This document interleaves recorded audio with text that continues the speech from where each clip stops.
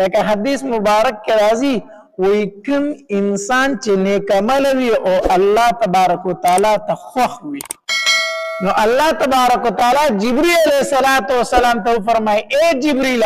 دا پلان کې انسان نه دی دا پلان کې بندا دا زما ډیر زیات خوښ دی تور سرم مینا وکا تور سرم سوکا مینا وکا نو جبرئیل علیہ السلام ور سره مینا شروع کی نو په ووم اسمان کې چې کومې فرشتې دي نو جبرئیل علیہ السلام د ووم اسمان فرشتو ته اے فرشتو الله تبارک وتعالى د پلان کې بنده سره مینا کوي پر تاسو سره مو کوي نو دوم اسمان فرشتي د شپږم اسمان فرشتو ته وي د پلان کې بنده سره الله مینه کوي تاسو ور سره وکړي نو د شپږم اسمان فرشتي د پنځم اسمان او د پنځم څلورم او څلورم هغه دریم او دریم هغه دویم او د دویم هغه اول نو پس وړو اسمانونو کې چې څومره فرشتي دي دا د دې انسان سره شروع کی مینا او محبت شروع کی بیا الله تبارک وتعالى فرشتو ته وی د دې انسان سره چې زمينه کوم کنه نو تاسو زما د بندګانو په زړه کې د مینا ور واچوي زما د نیکانو بندګانو په زړه کې د مینا ور واچوي نو دا فرشتي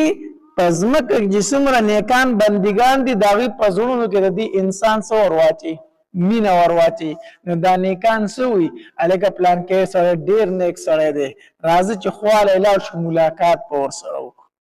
راځي چې خواله لاړ شو دعا به نه واخلو دا سکی کنه کوي د دې په زړونو کې دا محبت دا الله ورواچوي د دې نیک انسان خو نیک انسان میات کو ښا څوک میات کو نیک انسان د نیکانو خلقو په زړونو کې محبت الله د دغه نیک بنده ورواچي د بدانو په زړونو کې نه د بدانو په زړونو کې نه ځکه چې د الله تبارک وتعالى د کم انسان سره مینه شروع کی کنه داغه سره فرشتي مینه شروع کی داغه سره نیکان بندگان مینه شروع کی داغه سره دشمنی څوک شروع کی شیطان د دغه نیک بنده سره شیطان دشمنی شروع کی نو بیا چې د شیطان کم دوستان دي دا بدن خلق په دنیا کې نو شیطان ته نفرت کوي د دې نیک انسان نو د شیطان چې کم ملګری دي دا بدن ندام د دغه نیک انسان نه بیا نفرت کوي نالکه وي دا پلان کې سره پلان کې مولا حدیث دی پلان کې مولا حدیث دی تاسو خبرې پسې بیا کوي کنه دا هغه د شیطان دوستان دي دوی له دا خبرې دا شیطان په دې ځای کې اچي او نیکان خلق د دې نیک بنده صفت کې نه پلان کې مولوی صاحب دسه او دسه او راځي چې دعا ته نه واخلو ملاقات له لاړ شو نو د نیک بنده محبت الله د نیکانو په زړه کې اچو سره مینه کوي او د بدانو په زړه کې د دې نیک انسان د نفرت چې دا ورله شیطان اچي دا په زړه کې ځکه دا د شیطان دوستان نو ایوب علیه السلام دا د ابراهیم علیه السلام نسل کال ورستو په پنځم پوش کې د ابراهیم علیه السلام دی د مور نوم رحمت وو او دا رحمت چې و دا د لوط علیه السلام لور وه دا د هغه په لورګانو کې وه دا ډیر وفادار ښځه وه دو الله تبارک وتعالی ایوب علیه السلام باندې ډیر زیات نعمتونه کړي وو هر قسمه نعمت الله تبارک وتعالی ایوب علیه السلام ته ورکړو مال اولاد جیداد چې څو دا ول الله ډیر زیات پریوانه ورکړي وو مفسرین لیکي وي د ایوب علیه السلام زمکه چې و زمکه دا دومره زیات زمکه چې پای کې به 1500 قلبې لګیاوي 1500 قلبې چې 1500 قلبې شو نو په یو قلبه کې 2 غویانو نو زر غویان به د ایوب علیه السلام په زمکو کې د کروندې د پاره لګیو 1500 قلبې لکه نن سبا چې ستا 1500 ټیکټرې وي د زمیندارۍ دپاره او د دې سره نوکران به هم دا قلبي به هم چلولي دومره ځمکې د ایوب علیه السلام دا خو هغه ځمکې چې کومې په سم باندې وي د کروندې ځمکې وي هغه ځمکې چې د کروندې نه وي هغه به څومره وي او دا ځمکې د شام په علاقه باندې وي نن سبا چې کوم ځای کې بیت المقدس دی او څه علاقه د اسرائیلو په قبضه کې ده اوس دغلته کې ایوب علیه السلام پاتې کېدو بیت المقدس کې او اوس چې کومه علاقه د اسرائیلو په قبضه کې ده دا د ایوب علیه السلام د اوساني ځای دی او ګړې او بیزي دا ورله الله تبارک دومره زیاتې ورکړې وي چې مفسرین لیکي 2000 ګړې بیزي وي تفسیر ماجدی دا وضاحت کړی دی 2000 ګړې بیزي وي د ایوب علیه السلام 3000 اوخان او 1500 خرو دا د ایوب علیه السلام مالیت او د دې سره بنوکارانو مکنه دا رنګ د ایوب علیه السلام و زامنو او یو روایت کې راځي و لورګانی بل روایت کې راځي 3 لورګانی دا د ایوب علیه السلام له الله تبارک وتعالى مال ورکړو مال خود دې موجود و ایوب علیه السلام هر ټیم د الله په عبادت کې مصروف د الله بندګي به کوله ډېر زیات عبادت گزاره ده به یو ټیم داسې نه تیر چې به کې د الله عبادت نه کوو منځ به ډېر زیات کوو نیوزل فرشتو د ایوب علیه السلام دا صفت په اسمان کې بیان کو چیرې د ایوب علیه السلام ډیر د الله بندگی کوي ډیر عبادت کوي د الله تبارک وتعالى دا یاد ساتئ نیک انسان چې د صفت بر په فرشتي په اسمانونو کې کوي د صفت بر په اسمانونو کې هم کیږي لکه حدیث مبارک کې راځي وی کوم انسان چې نیک عمل وي او الله تبارک وتعالى ته خوښ وي نو الله تبارک وتعالى جبريل علیہ السلام ته فرمای اے جبريل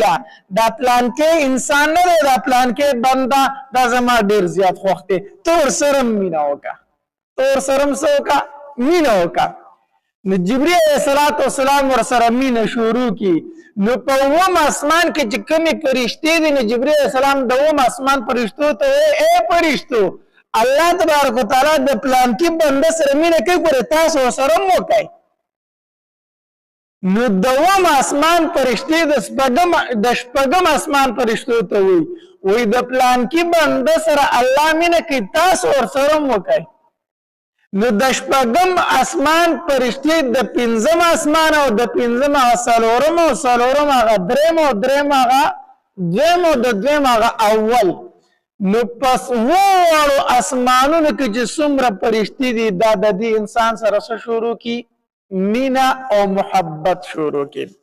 بیا الله تبارک وتعالى فرشتو ته وی د دې انسان سره چې زمينه کوم کنا نو تاسو زما د بندګانو په زړه کې د مینا ور واچوي زما د نیکانو بندګانو په زړه کې د مینا ور واچوي نو دا فرشتي پزمک جسم را نیکان بندګان دي داوی په زړه کې د دې انسان سره ور واچي مینا ورواچی نو دا نیکان سوی الګه پلان کې سره ډیر نیک سره دی راځي چې خواله لاړ شو ملاقات پور سره وکړو راځي چې خواله لاړ شو دعا بتی نه واخلو دا سکی کنه کوي د دې په زړونو کې دا محبت دا الله ورواچوي د دې نیک انسان خو نیک انسان میات کو ښا څوک میات کو نیک انسان د نیکانو خلقو په زړونو کې محبت الله د دغه نیک بنده ورواچي د بدانو په زړونو کې نه د بدانو په زړونو کې نه ځکه چې د الله تبارک وتعالى د کم انسان سره مینه شروع کی کنه دا سره فرشتي مینه شروع کی دا سره نیکان بندگان مینه شروع کی دا سره دشمنی څوک شروع کی شیطان د دغه نیک بنده سره شیطان دشمنی شروع کی نو بیا چې د شیطان کم دوستان دي دا بدن خلق په دنیا کې نو شیطان ته نفرت کوي د دې نیک انسان نو د شیطان چې کم ملګری دي دا بدن ندام د دغه نیک انسان نه بیا نفرت کوي نالکه وي دا پلان کې ساله پلان کې مولا حدیث دی پلان کې مولا حدیث دی تاسو خبرې پسې بیا کوي کنه دا هغه د شیطان دوستان دي دوی له دا خبرې دا شیطان په دې ځای کې اچي او نیکان خلق د دې نیک بنده صفت کې نه پلان کې مولوی صاحب دسه او دسه او راځي چې دعا ته نه واخلو ملاقات له لاړ شو نو د نیک بنده محبت الله د نیکانو په زړه کې اچي سره مینه کوي او د بدانو په زړه کې د دې نیک انسان دا نفرت چې دا ورله شیطان اچي دا په زړه کې ځکه دا د شیطان دوستان نو پرشتو د ایوب علیه السلام صفت په اسمان کې شروع کو دا ډیر نیک بنده دی دا الله تبارک وتعالى ډیر عبادت کوي دا شیطانان چې دي دا به اسمان ته برختل دا خو چې نبی علیه السلام الله تبارک وتعالى دنیا ته راولېږو پیغمبري ورته میلو شو نو شیطانان بر اسمان ته ختل بند شو دغه ټیمه پر دوی بر اسمان ته ختل او د فرشتو خبرو ته به غوږ کېښودو نو دا ابلیس بر ختل نو چې کله فرشتو دا صفت کو د ایوب علیه السلام نو دی ابلیس الله تبارک وتعالی ته وی هغه بستا بندګی نه کوي دا غزلو روغ دی هغه چې دا نه کوي نو څه چل بکوي څومره ځمکې دی ور کړی دي څومره مال دی ور کړی څومره اولاد دی ورکړي څومره جیدات دی ورکړي هغه سره د څه شي کمې دی په زړه روغ دی چې ستا بندګي نه کوي څه چل بکوي ته دې دا واره دی بیا ستا بندګي وکړي هغه څه د ضرورت نشته چې ستا بندګي کوي نو الله تبارک وتعالی ورته وفرمایل وی ازمیخ په حکم ابلیس وی او ته په ازمیخ وکړه دې بیا داسې وکړي وی ټیک شو لاړ شه او د ده چې څومره ګډې او بیزي دي زه د هغې نه خپل حفاظت اوچتوم خپل حفاظت ته اوچتوم هغه ورلمړې کوم هغه ورلمړې کوم زه ته هغه مړې که دی بیا ستا بندګي وکړي ایوب علیه السلام چې څومره ګډې بیزي وي 2000 ګډې بیزي وي الله تبارک وتعالی په ټولو باندې مرض راوستلو په یړه باندې مړ شو ختم شو او د هغې سره چې کوم نوکران هغه هم څه شو مړ شو ختم شو په دې کې ابلیس ځان د یو لوی چرواهه په شکل باندې جوړ کړی دی او راغی ایوب علیه السلام لره او دا ځان نه سر شو کوي چغې وی ایوب علیه السلام ورته وایي څه چل دی ولې چغې وایي وایي ته دلته منځونه کوه عبادتونه کوه هغه 2000 ګډې بیزې دې هلاکې شوې تر دې چل نه وزګار نه هغه هلاکې شوې ایوب علیه السلام وفرمایل انا لله وانا الیه راجعون انا لله وانا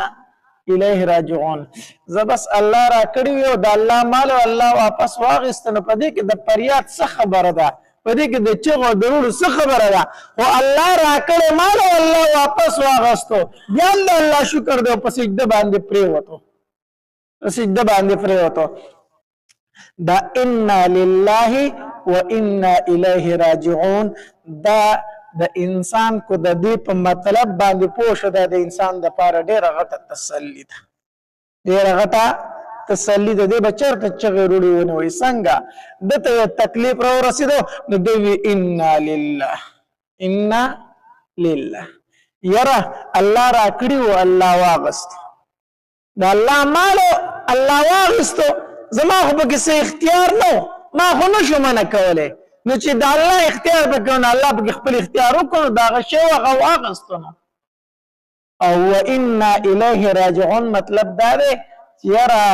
خیر د کو دلته رانه واغستو زه به سره بیا میلاو شم ځکه چې موږ دغه الله ته واپس کیدونکي یو سړی خو یاره دا شی مې د لاسه لاړ او بس لاړ نو اوس لاس ته نه راځي نو بیا چغې وروړي او سوري وي که نه یاره مالو دا خو رانه لاړ نو اولاد دا خو لاړ نو ښځه وه نو دا خو لاړ نو بچي دا خو لاړ خبره خلاصه شوه دی بیا چغې وروړي وي نو دی وایي نه خیر دی که دلته رانه الله واغسته نو وانا الیه راجعون دغې الله ته مونږ ټول ځو نو هلته به میلو شو که نه هلته به څه شو که پلار مې وفات شوی دی نو زما دا عقیده ده هلته به ورسره میلو شوم که بچی مې وفات شوی دی نو زما دا عقیده ده هلته به ورسره میلو شوم هغه هم الله له تللی زه هم الله له ځمه نو دا د انسان دپاره ډېره غټه څه ده تسلی ده چې دی وایي انا لله و انا الیه راجعون نو چې کله در باندې مصیبت راغی نو څه وایه انا لله و انا الیه راجعون وایه په دې سره زړه ته څه میلاویږي تسلی میلاویږي ډېره زیاته دا معنی په خپل ذهن کې وساته یاره الله راکړی او د الله مال او الله واغستو او خیر دی که دلته یې رانه واغستو نو هلته به ورسره میلاو شم یو ورځ دا د ملاقات هلته نو زړه ته څه راشي تسلی راشي نو ایوب علیه السلام فرمایلی انا لله و انا الیه راجعون نو ابلیس چې اخوا شو نو په سر باندې خاورې اړول شروع کړو هغه ته خو ما ووایي چې 7,000 ګړۍ بېزي دی هلاکې شوې نو هغه چې انا لله و انا الیه راجعون هغه بیا په سجده پرېوتو ای کار خو زما دغه خو کار ونه کو دی لاړ بیا الله له ای الله خیر دی 7,000 بېزي دي پکې نه که نه 7,000 ګټې بېزي به د هغه سره نور مال لږ دی نو خود به ستا بندګي کوي نور مال ورسره ډېر دی نو 7,000 دي پکې نه که نه نو الله تبارک وتعالی ورته وفرمایل 500 ځمکې چې د هغې نه خپل حفاظت اوچتوم هغه ولم هلاکو هغه ورله دا 500 نه دا 500 قلبې چې په کومو ځمکو کې ګرځي دا 500 قلبې چې په کومو ځمکو کې ګرځي دغه ځمکې ورلم هلاکو خپل حفاظت یې نه اوچتومه په ځمکو باندې طوفانونه رالو په باغونو باندې طوفانونه رالو باغونه هلاک شو فصلونه هلاک شو ځمکې کندې کندره شو ټول هر څه ځمکې لاړې ختمې شو بس زمینداران چې پکې کوم وو هغه هم الله واغېستلو ابلیس بیا د یو غټ زمیندار په شکل باندې را روان دی چغې وروړي وایي وایي ته دلته کې عبادتونه کوه هغه ځمکو باندې طوفانونه هر څه یې هلاک کړو نو ایوب علیه السلام بیا وویل وی انا لله و انا الیه راجعون زه بیا هم د الله شکر ادا کوم بیا ابلیس الله تبارک وتعالی ته وویلو خیر دی که نه دا دې پکې نه که نه د هغه نوح مال چې څومره ډېر دی بهرحال یو څیز خلا کېدو خو ایوب علیه السلام په خپل عبادت کې مشغوله نو ابلیس لاړ الله تبارک وتعالی له وی ګوره 7 زامنې دي او داسې ښځې دي په خپله په صحت باندې روغ دی بیا د هغه سره څه غم دی دا ته ته واله دی د ستا بندګي وکړي ځه دا اولاد ته ته واله دی دې بیا ستا بندګي وکړي نو د ایوب علیه السلام ټول اولاد په یوه کوټه کې وو الله تبارک وتعالی پې زلزله راوسته کوټه پې کېناسته ټول اولاد د کوټې د لاندې شو ابلیس په منډه راغی ایوب علیه السلام ته وایي ته د الله په عبادت کې مشغول یې په اولاد د کوټه راتاو شو ټول مړه شو ایوب علیه السلام چې سر اوچت کوي انا لله و انا الیه راجعون الله راکړی اولاد او الله واپس واغستو او زه ښه ده چې کوټه پې راتاو شوې ده نو د دفن کولو نه یم فارغ یم دفن هم شو خو زما او زما د رب په منځ کې حایل مه جوړېږه زمون په منځ کې فاصله مه جوړېږه ما د خپل رب بندګۍ ته پرېږدوه بهرحال د هغې نه پې سخت امتحان الله ته منظور و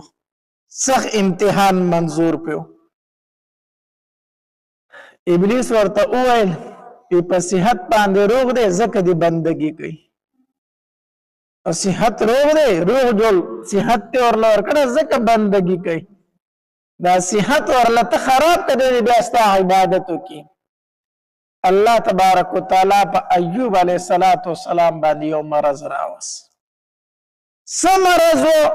بس یو خطرناک مرض په الله راوست چې ورځ ته ورځ بدن خرابېدو دلته کې سمنګړتي کیسې بیا خلکو جوړ کړي دي چې ایوب علیه السلام په بدن کې چینجی وشو. نعوذ بالله نعوذ بالله. دا د پیغمبر د شان سره مناسب خبره نه ده. الله تبارک وتعالی په پیغمبر باندې چر داسې مرض نه راولي چې خلک تنه نفرت شروع کړي، خلک تنه کرکه وکړي. داسې مرض په الله نه راولي. وی په بدن کې چینجی وشو، چینجی به ته ورتاو شنو، بیا به ایوب علیه السلام راواغسته، بیا به په زخم کې کېښود چې الله د دې دلته روزي مقرر کړې ده، نو دی چېرته ځي؟ دا منګړتې کیسې دي. دا خلکو ځان نه جوړې کړي کیسې دي. داسې نه. مرض پرې راغی، څنګه مرض او خطرناک مرض او ورځ ورځ د ایوب علیه السلام بدن خرابېدو حتی تر دې پورې چې ایوب علیه السلام دې حد ته ورسېدو چې نه ګرځېدی شو نه کېناستی شو، چې دا ډېر زیات کمزوری شو، ډېر زیات کمزوری شو. بعضې روایاتو کې راځي وایي څلور ښځې وي، څلور ښځې وي. یوه ښځه یې راله، یاره زه ستا سره نور ژوند ځکه نه شم کولی چې ته کمزوری شوې، د ګټې وټې نه، نو زه به تا سره څه کوم؟ بله راله، بهرحال دریو ښځو ته یې رخصت ورکړو. په آخر کې چې د لوط علیه السلام کومه لور وه رحمت نوم و، هغه یې راوغوښته، زما نه خو دریو وړو ښځو اجازت واغستو، خو زه خو په کټ پروت یم، زه ستاسو هېڅ حق نشم ادا کولی، نو یاره چې ته هم لاړه شې نو ستا حق به ضایع کېږي زما نه. هغې ورته ووي چې ته مالدار وې، زه ستا بیبي ومه، ته په صحت روغ وې، زه ستا ښځه ومه، زه ملک ومه، زه بادشاه ومه، نن ته په کټ پروت یې، ته فقیر یې، ملنګ یې، غریب یې، زه به مزدوري کوم او تاله به یې راوړم، ستا نه په دې سخته کې نه جدا کېږم. دا نه چې زه سره په ښه وخت کې وم، په بد وخت کې به ستا سره سات پرېږدم، زه به نه کوم. دا د لوط علیه السلام کومه لور چې وه د ده چې بیبي وه،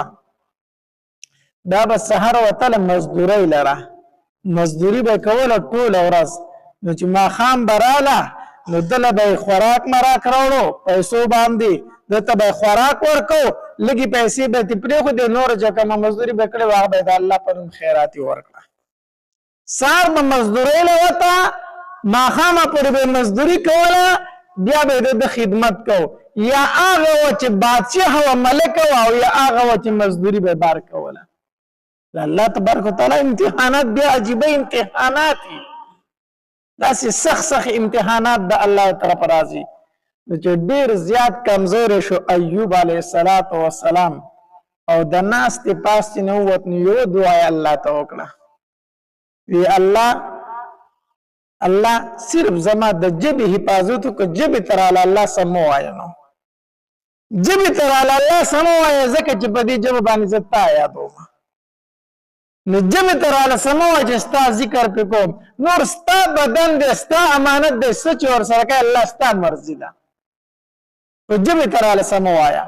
د ایوب علیه السلام ژبه روغه وه، الله به پې یادو. یوه ورځ یې ورته دا بیبي وی حضرت 18 کاله دې وشو چې بیمارې، ځکه د ایوب علیه السلام د بیمارۍ موده 18 کاله وه، او دا بیماری پې راغلې وه د 80 کالو په وخت کې. نو دې ورځ ورته بیبي وي حضرت 18 کاله په کټ باندې پروت، او زه درته وایم چې الله ته دعا وکړه چې الله صحت درکړي، نو ته د الله نه دعا هم نه غواړي، الله ته سوال وکړه چې الله صحت درکړي که نه. نو ایوب علیه السلام ورته وفرمیل وی بیبي دا راته ووایه چې زه څومره وخت روغ وم، الله صحت ماله څومره وخت راکړی؟ وی 80 کاله. وی چې 80 کاله را باندې الله بیماري ولګوي، نو پس حساب به برابر شي. 80 کاله الله صحت راکړی دی، اوس صرف 18 کاله بیماري راله، زه الله ته ژړا فریاد وکړم، نو زه شرمېږم چې زه الله ته وم چې الله په ما تکلیف دی، ما ته شرم راځي. الله تبارک وتعالی به راته وویلې چې دا 80 کاله مې چې دا صحت درکړی و هغه درنه هېر شو، څو زه نشم ویلی، زه نشم ویلی. په کټ باندې پروت دی، بیمار دی سخت تکلیف ته پی خو په دې اتلس کاله کې د ایوب علیه السلام په خولې باندې به الفاظ دا وی احمدک رب الارباب تفسیر ابن کثیر دا الفاظ را نقل کړي دي احمدک رب الارباب اے د بادشاهانو بادشاہ زه اوسم ستا ثنا صفت کوم زه اوسم ستانه نا امید نه ستا صفت کوم الذي احسنت الی الله تا په ما باندې ډیر احسانات کړي دي ډیر احسانات را کړي دي تا مال را کړی دی تا مال را اولاد را کړی دی الله د هغې مال او اولاد د محبت توجه زه ستانه لږ غافل وم الله زه اوسم ستا حمد بیانوم ستا صفت بیانوم مال دې هم را کړی اولاد دې هم را کړی و د هغې مال او اولاد د وجې نه به الله زه ستانه غافل وم الله چې هغه مال دې رانه واغست هغه اولاد دې رانه واغستو اوس خو زه تا ته فارغ شوم اوس زه تا ته فارغ یم اوس ستا ښکلې بندګي کولی شم اوس زه ستا ښکلې عبادت کولی شم ایوب علیه السلام به دا الفاظ ویل په خوله باندې یو ورځ دا ښځه بار ته وتې وه مزدورۍ لره ابلیس د ځان نه طبیب جوړ کړی ډاکټر جوړ کړی دی په لاره باندې روان دی د هغې حلیې خپله کړې ده ښځه یې ورته وایي ته طبیب ډاکټر یې هغه ورته وایي او یاره زما یو بوډا خاوند دی او ډېر وخت یې په کټو شو په د هغه علاج دې وکړو نو ډېر ښه به یي ډېر ښه به یي ته ډاکټر یې هغه ورته وایي زه به له دوایي درکړم او فوراً به د هغې سره جوړ شي روغ مټ په شي د هغې سره نه درنه پیسې علمه ځکه تاسو غریبي ده په دې جونګړو کې پراته یې څه شی خو شته دی نه پیسې میسې درنه نه علمه هېڅ تر دوایي پیسې درنه هم نه علمه یو کار به کوي وی کم وی چې کله د خاوند جوړ شي نو دا به ته وایي چې دا ورله تا شفا ورکړه تا جوړ کو دا خبره به کوي ته به وایي چې دا دې ډاکټر جوړ کو دا خبره به کوي بس نور در پیسې میسې نه علم ښځې ورته وي ټیک ده که نه دې کې څه خبره ده ګوره دوایي ډاکټر ورکوي خو شفا څوک ورکوي الله ورکوي په دې دوایانو کې د اثر چا ایښی دی الله ایښی دی دا ډاکټران چې کومې دوایانې او دا هر څه چې ورکوي په دې کې د اثر د صحت چا اچولی دی الله تبارک وتعالی اچولی دی نو ابلیس ورته وي ته به داسې وایي چې دا تا جوړ کړو نو ښځې ورته وي ټیک ده که نه صحیح ده راځه زما خاوند علاج وکړه راوستو کور ته چې راغلی خاوند ته وایي طبیب مې راوستی دی او ډېر تکړه دی ستا علاج کوي او پیسې مایسې هم نه لري ډېر ښه سړی دی خو صرف دا یوه خبره کوي چې کله دی جوړ شي ته به وایي چې دی تا جوړ کړو ایوب علیه السلام پوه شو چې دا خو هغه رذیل دی چې کوم زمونږ نیکه آدم علیه السلام دوکه کړی په اسمانونو کې دا خو هغه رذیل دی دی چې وایي دا تا جوړ کړی دی خو زمونږ د الله نه واسطه کټ کوي دا خو هغه رذیل دی نو غصه والا ورله او خفه شو چې ابلیس زما دروازې ته راورسېدو ابلیس دومره جرأت وکړو چې زما د ښځې سره خبرې وکړي نو غصه شو نو ښځې ته یې وي که نه یاره زه خو به جوړېږم الله به صحت راکوي خو که جوړ شوم نو سل لختې به دې ومه سل لختې به دې ومه دا الفاظ یې د خولې نه ووتله زه به سل لختې ومه اوس د هغې پکې ګناه نه وه خو بس دله غوسه ورله په دې باندې چې ابلیس زما کور ته راورسېدو نو بس په دغې ټایم کې الله ته دعا وکړه په دغې ټایم کې دعا وکړه ځکه چې نور شیطان ابلیس زما کور ته را دننه کېږي زما د بیمارۍ نه پیدا وچتئ نو وایوب اذ نادى ربه انی مسنی الضر وانت ارحم الراحمین الله ته یې چغه کړه الله صحت راله راکنو ابلیس مې کور ته راځي الله هغه رانه تمه پیدا شوه ایوب واذ نادى ربه انی مسنی الضر وانت ارحم او دا نه چې الله تا بیمار کړی ما او تا را باندې بیماري راوستې ده خو الله ما ته یو تکلیف را رسېدلی دی نو مسنی الضر ما ته یو تکلیف راغلی دی نو الله دا به رانه ته لرکوي الله تبارک وتعالی ورته او فرمایل ارکض برجلک دا ځمکه په خپل خپه باندې ووخه چې ځمکه په خپل خپه باندې ووخله بس دا غین اوبه را روانې شوې الله تبارک وتعالی ورته او فرمایل ایوب په دې اوبو باندې ولامبه پې او وسکتې ایوب علیه السلام د هغې اوبو نه وسکلي او ولامبل پې چې څنګه یې پې ولامبل د 20 کالو ځوان ترې نه جوړ شو جګ جوړ شو بیماري لاړه هر څه ختم ښکلی ښایسته ځوان ترې نه جوړ شو بیماري پکې په څومره وخت راغلې وه او یا کالو بوډا و چې بیماري پې راغلې وه الله ترې 20 کالو ځوان جوړ کو الله قادر ذات ته هر څه کولی شي هر څه کولی شي ښځه د کار نه راله څه ګوري چې په کټ کې اوس د 20 کالو هلک ناست دی لکه ته دلته څه کوې دلته خو زما خاوند پروت هغه څه شو بوډا و مریض و په کټ نه پاڅېدی شو ګور چې چېرته شرمخانو رانه وړی دی کو څه شو زما خاوند ایوب علیه السلام ورته مسکی شو چې ته خپل خاوند پېژنې او پېژنم که نه بوډا خراب دی داسې کمزوری دی دلته پروت دی هغه بوډا چې دی وي هغه ستا مخې ته دا ځوان ناست دی الله ورله صحت ورکړی دی الله تبارک وتعالی ښځه هم ځوانه کړه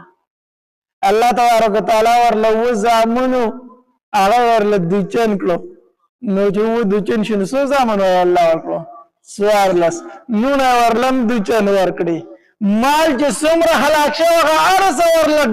ډبل الله ورکړو دوچن په دوچن دی ورله الله تبارک وتعالی ورکړه یو ځل ترېنه ښځې تپوس کو ایوبه د مصیبت ورځې در باندې هم راغلي دي او د راحت ورځې هم رالې هسې کومې ورځې ښکلې وي ایوب علیه السلام ورته وي یاره د مصیبت هغه ورځې ډېرې ښکلې وي د بیمارۍ هغه ورځې ډېرې ښکلې وي د تکلیف هغه ورځې ډېرې ښکلې وي ښځه ورته وي سا عجیبه خبرې کوې اوس ښایسته ځوان یې الله صحت درکړی ته د بیمارۍ ورځې ښکلې وي نه که نه د هغې تکلیف په ورځو کې به زه خپل محبوب یادولم په 24 غنټو کې به یو ورځ زما نه الله ضرور تپوس کو په 24 غنټو کې به ما ته الله اواز کوو ایوبه څنګه یې ایوب څنګه ما چې به هغه اواز واورېدو سبا به ما د هغې اواز انتظار کړ شپه ورځ به په ما باندې هغه وتل په دغه انتظار وتل چې ما ته به زما رب اواز کوي چې ایوبه څنګه یې نو چې بیمار و ما ته به زما رب اواز کو ایوبه څنګه یې اوس چې صحت مې ومونته الله مې تپوس نه کوي هغه اواز نشته دی هغه د تکلیف اواز ډېر خوږ و نو ایوب علیه السلام باندې تکلیف و نو چې هغه په ډډه وختېده نو خپل الله ته وایي چغه واله وا رب زما یا رب زما وی ما باندې هغه ورځې ډېرې ښکلې تېرېدې ځکه ما ته به زما رب اواز کو چې ایوبه څنګه ایوبه څنګه 18 کاله بیماري تېره شو خو ایوب علیه السلام د خپل رب هېر نه شو د خپل رب ناشکري ونه کړله په دې دا زمونږ ده او کومه دعا غوښتې وه رب انی مسني الضر وانت ارحم الراحمین د دې وجې نه علما لیکي وایي د لاعلاج مرض دپاره دا بهترینه وظیفه ده بیماري در باندې راغلی تکلیف در باندې راغلی دی ډاکټران درته دواینې لیکي اثر در باندې نه کوي په کټ پروتي بس خپل رب ته چغې وخه رب انی مسني الضر وانت ارحم الراحمین رب زما ما ته تکلیف را رسېدلی ته را باندې رحم وکړه ځکه ته ډېر رحم کوونکی یې دا د ایوب علیه السلام دعا ده او ایوب علیه السلام ته به الله شفا ورکړي ما تا ته به الله شفا نه راکړي چې زموږ یقین راغی نو چې کلم بیمار شي په بیمارۍ کې دا دعا غواړه رب انی مسني الضر وانت ارحم الراحمین دا د ایوب علیه السلام وظیفه ده چې مونږ ته تاسو ته الله تبارک وتعالی ښودلې ده نو په بیمارۍ کې دا وایه رب انی مسني الضر وانت ارحم الراحمین نو تکلیفونه به راځي په ژوند کې مصیبتونه به راځي مونږ به څه کړو چې معمولي غونته مشکل را باندې راشي که نه بیا د خولې نه داسې الفاظ وځي چې هغه د کفر الفاظ وي د کفر الفاظ وي نعوذ بالله نعوذ بالله. مخکې ورځ کې مې د وطن متعلق اورېده چې ته غم پرې راغلی په جړا کې به دا خبره کول چې زما سره به زما الله نور سي چلو کړي چې څه کوله خو یې وکړو نور به را سره سي چلو کړي نور به ما سره سي چلو کړي. نعوذ بالله. اسې دا الفاظ دا انسان کفر ته رسوي انسان کفر ته رسوي. دا مصیبتونه به راځي دا تکلیفونه به راځي دا غمونه به راځي په دې باندې به صبر کوي. ایوب علیه السلام ځان ته را یاد کا او دا انسان چې د ګوره چې څومره مصیبتونه راځي که نه دومره به ته جوړېږي. ابراهیم علیه السلام باندې الله تکلیفونه راوستل پس د هغې نه ابو الانبیا وګرځېدو د پیغمبرانو نیکه وګرځېدو پلار وګرځېدو. څومره تکلیفونه پرې راغلي دي. دا زمیندار چې دا په دې وخت کې دا لور راوالي او د ونو نه دا څانګې وي او تبرګۍ راغستې دا ونې دا څانګې بانګې وي څومره ښایسته ښایسته ونې دې ته څه شیزونه جوړ کړي خرابې کې خرابې نه کړي څانګې تې ونې سونډسې بونډسې ونې تې جوړې کړي. ښه دې ونه کې چې دا خاختراشي نه کړي دا ونه جوړېږي دا نه جوړېږي خو چې دا خاختراشي په کې وکړي نو دا ډېره ښایسته جوړه شي. بیا تکلیفونه به په مسلمان باندې راځي مصیبتونه راځي دا خاختراشي ده